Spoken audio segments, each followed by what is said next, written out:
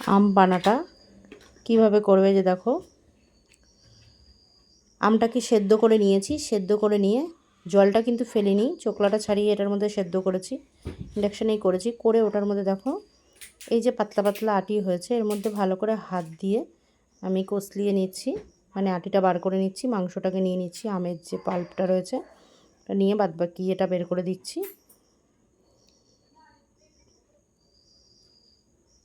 সুন্দর একটা গাঢ় থমথমে হচ্ছে। এটা তোমরা হাত দিয়েই জিনিসটা বেশি ভালো হয় সেদ্ধ করে।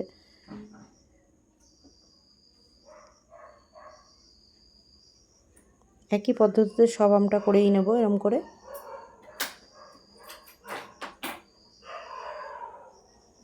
ভালো করে মোটামুটি সব বের করে নিয়েছি।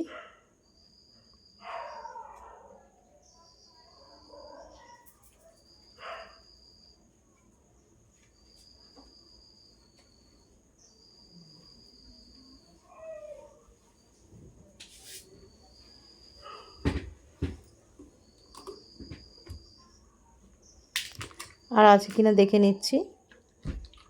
এই যে আর একটা রয়েছে, এটাকেও ঠিক একই পদ্ধতিতে বার করে নিচ্ছি। ব্যাস সব এগুলো হয়ে গেছে আমার। এই যে এবার নুন দিয়ে, এই হলুদ দিয়ে আমি সেদ্ধ করেছিলাম, নুনটা তখন বেশি আমি দিইনি, বেশি বলতে দিইনি। এখন আমি এর মধ্যে অনেক কিছু উপকরণ ব্যবহার করব, করে তারপর এটাকে মিক্সিতে পেস্ট করব।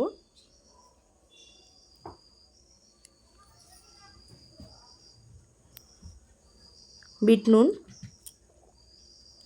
যা গরম পড়েছে, গরমে আমপানা করে রেখে দিলে, কারণ সব সময় তো ধরো আমাদের কাছে সেরকম শরবতের করার মতন গ্লুকন্ডি ছাড়া বিশাল সব কিছু তো থাকে না প্রত্যেকটা ঘরেই।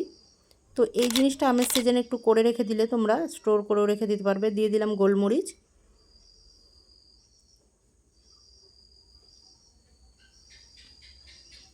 তারপরে যখন ইচ্ছে হবে করে খেয়ে নিতে পারবে।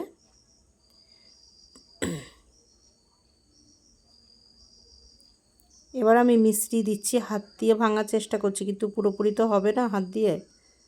তোমরা একটা কিছুর সাহায্যে চেষ্টা করো। আমি কিছুটা ওদের দেখাচ্ছি, আর বাদবাকিটা আমি আর দেখাচ্ছি না। এরকম করে আরও মিষ্টি দেব।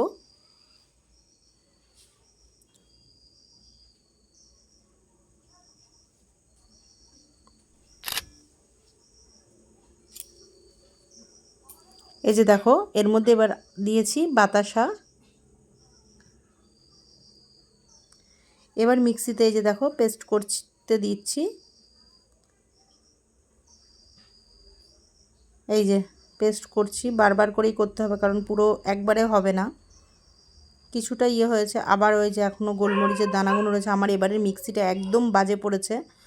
আমার যে আগের মিক্সিটা ছিল খুব ভালো পড়ছিল, অনেক বছর আমি ব্যবহার করেছি, কিন্তু এইটা একদম নতুন থেকেই বাজে পড়েছে। যেহেতু ব্যবহার করে ফেলেছি, এটা তবে চেঞ্জ করা যাবে না। এটাও কিন্তু ভালো কোম্পানির, কিন্তু একদম বাজে।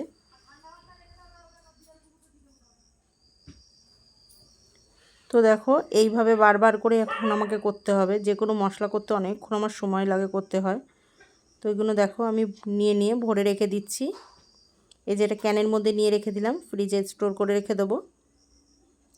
দেখতে পারলে